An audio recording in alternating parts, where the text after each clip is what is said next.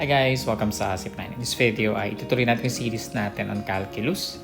So just a brief review, kung naalala niyo yung limit ng polynomial functions, if p is a polynomial function, then the limit of p of x as x approaches a is equal to p of a.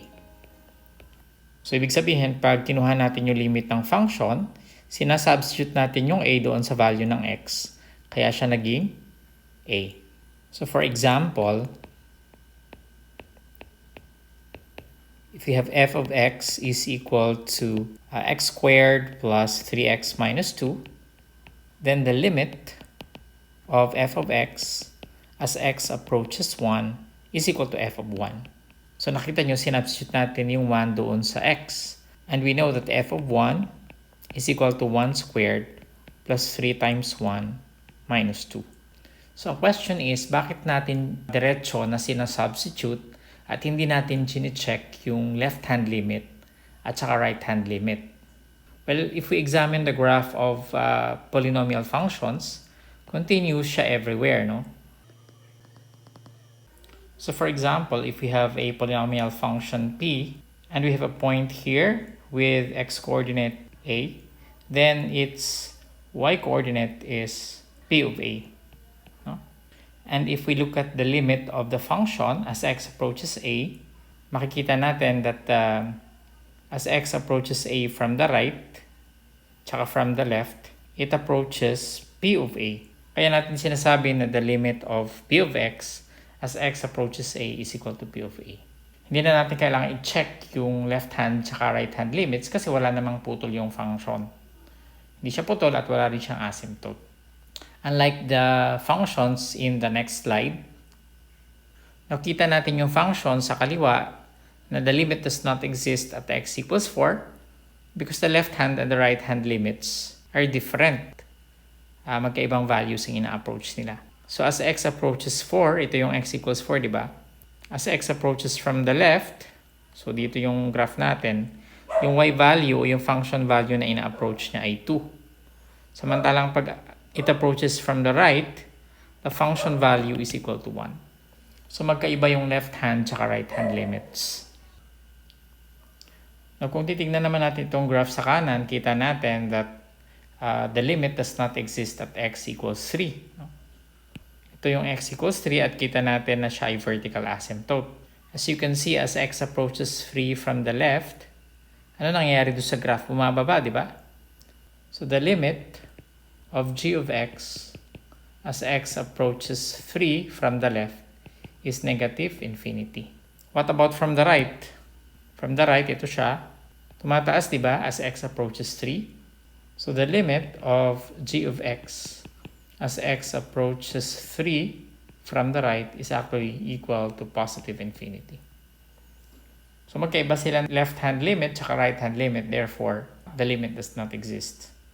So makikita natin sa dalawang graphs na to na posible para nating i-check yung left-hand limit tsaka right-hand limit pag merong break doon sa graph, no?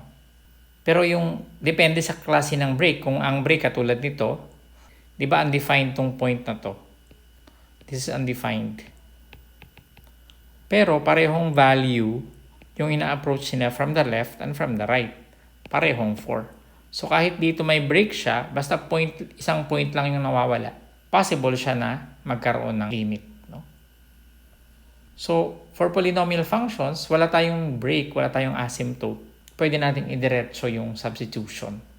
So question, meron bang functions na katulad ng polynomial functions na pwede na tayong dumiretso? Mag-substitute kasi walang break yung function, walang putol.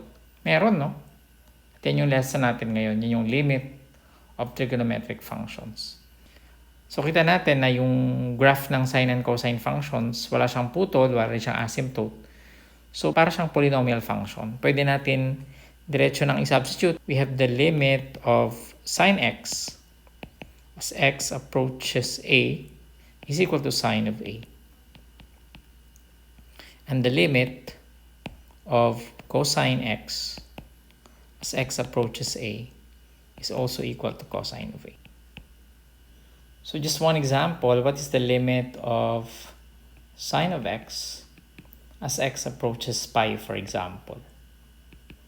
So this is equal to sine pi, di ba? Kasi sinasubstitute lang natin because of this, no? Ano ba yung sine pi? So pwede yung tignan yung unit circle. So ito yung 0, di ba? Paikot. This is pi over 2. This is pi. Ang coordinates ng pi ay negative 1 yung x niya, 0 yung y niya. X ba yan o y? So ito yung pi. Alin dun sa negative 1 tsaka 0 yung sign? Yung sign is yung y value, di ba? Dun sa ordered pair. Sin pi is equal to 0. So this is equal to 0. So the limit of sin x as x approaches pi is equal to 0. Alright, so let's have some practice exercises. We will be needing the unit circle, no? So what's the limit of sin x as x approaches pi halves? Okay, so from the previous slide, pag-aralan natin that this is equal to, pwede na natin idiretso na magiging sin pi halves. And what's sin pi halves? Pwede natin tignan yung unit circle. Ito yung pi halves, 90 degrees. Yung sin ay yung y coordinate, di ba? So that's 1. So sin pi halves is equal to 1. What about the limit of cosine x as x approaches 5 pi divided by 6? So this is the same as cosine 5 pi divided by 6. This is equal to, saan ang 5 pi divided by 6? This one, diba? This angle. So yung cosine ay yung x-coordinate niya. That's negative square root of 3 halves. Square root of 3. Alright, what about this one? The limit of sin x as x approaches 1.5. Andyan ba yan? Wala, no? Hindi siya special angle.